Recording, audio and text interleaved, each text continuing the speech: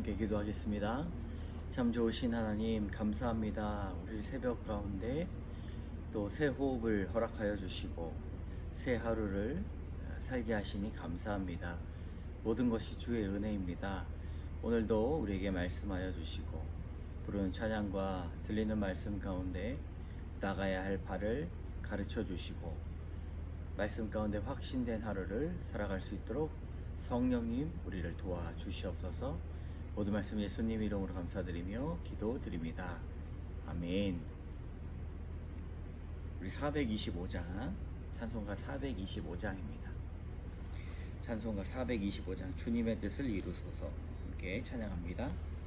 주님의 뜻을 이루소서 고요한 중에 기다리니 진흙과 같은 날 빚으사 주님의 형상 만드소서 주님의 뜻을 이루소서 주님 발 앞에 엎드리니 나의 맘속을 살피시사 눈보다 희게 하옵소서 주님의 뜻을 이루소서 병들어 몸이 피곤할 때 권능의 손을 내게 펴사 강건케 하여 주옵소서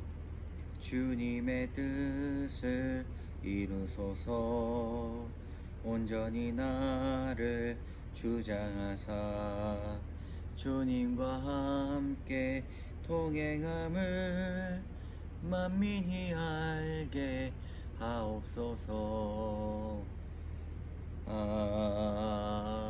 아멘. 나는 전능하신 아버지 하나님 천지의 창조주를 믿습니다. 나는 그의 유일하신 아들 우리 주 예수 그리스도를 믿습니다. 그는 성령으로 잉태되어 동정녀 마리아에게서 나시고 본디오 빌라도에게 고난을 받아 십자가에 못 박혀 죽으시고 장사된 지 사흘 만에 죽은 자 가운데서 다시 살아나셨으며 하늘에 오르시어 전능하신 아버지 하나님 우편에 앉아 계시다가 거기로부터 살아있는 자와 죽은 자를 심판하러 오십니다. 나는 성령을 믿으며 거룩한 공교회와 성도의 교제와 죄를 용서받는 것과 몸의 부활과 영생을 믿습니다. 아멘. 오늘 주시는 말씀 스가랴 14장 12절에서 21절까지 말씀. 스가랴 14장 12절에서 21절까지의 말씀 함께 한 목소리로 읽겠습니다. 예루살렘을 친 모든 백성에게 여호와께서 내리실 재앙은 이러하니 곧 섰을 때에 그들의 살이 썩으며 그들의 눈동자가 눈 구멍 속에서 썩으며 그들의 혀가 입속에서 썩을 것이요 그날에 여호와께서 그들을 크게 요란하게 하시리니 피차 손으로 붙잡으며 피차 손을 들어 칠 것이며 유다도 예루살렘에서 싸우리니 이때 사방에 있는 이방 나라들의 보화 곧 금, 은과 의복이 심히 많이 모여질 것이요 또 말과 노새와 낙타와 나귀와 그 진에 있는 모든 가축에게 미칠 재앙도 그 재앙과 같으리라. 예루살렘을 치러 왔던 이방 나라들 중에 남은 자가 해마다 올라와서 그 왕 만군의 여호와께서 경배하며 초막절을 지킬 것이라. 땅에 있는 족속들 중에 그 왕 만군의 여호와께 경배하러 예루살렘에 올라오지 아니하는 자들에게는 비를 내리지 아니하실 것인즉 만일 애굽 족속이 올라오지 아니할 때는 비 내림이 있지 아니하리니 여호와께서 초막절을 지키러 올라오지 아니하는 이방 나라들의 사람을 치시는 재앙을 그에게 내리실 것이라.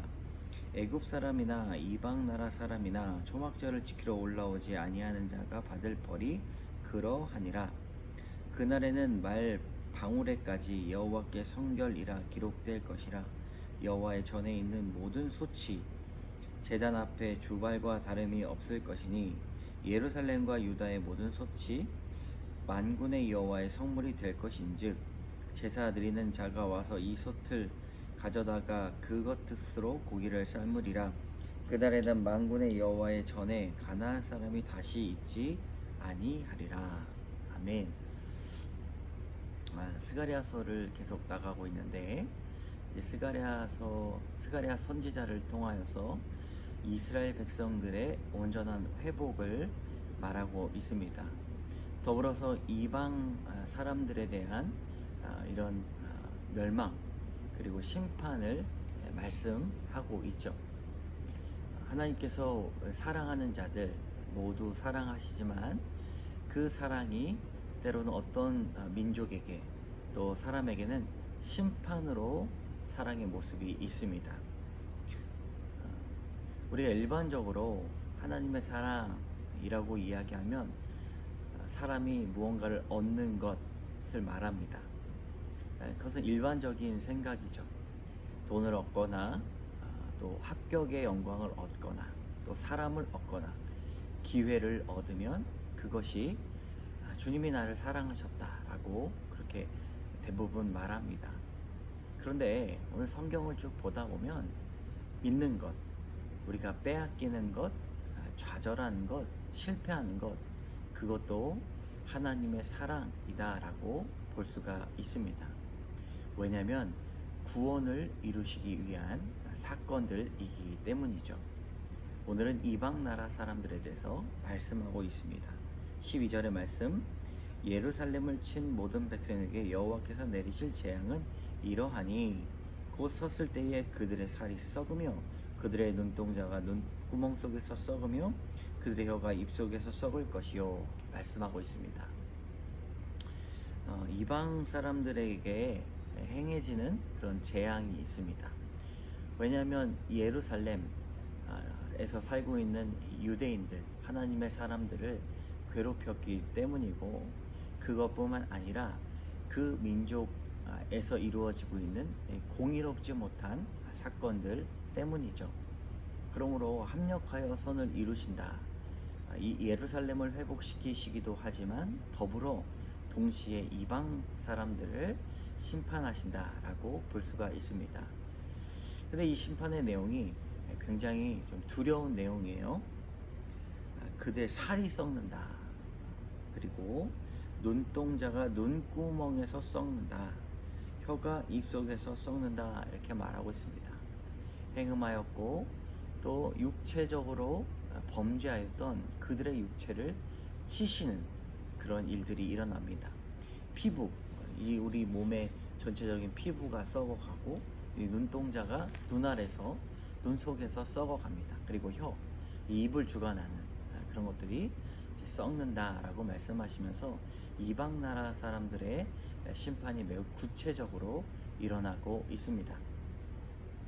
하나님께서는 그들을 심판하시지만 또 그들을 구원하시고 사랑하신 모습이 그들의 건강을 잃게 되고 또 그들의 문화를 잃게 되고 또 재정을 잃게 되는 것으로 그들이 하나님 앞에 돌아오게 하는 것, 그것이 하나님의 공의로우심, 사랑인 것이죠.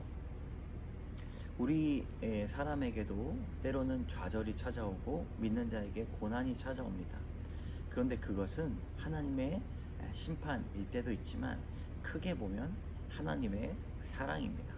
우리를 구원으로 이끄시는 하나님의 사랑이죠.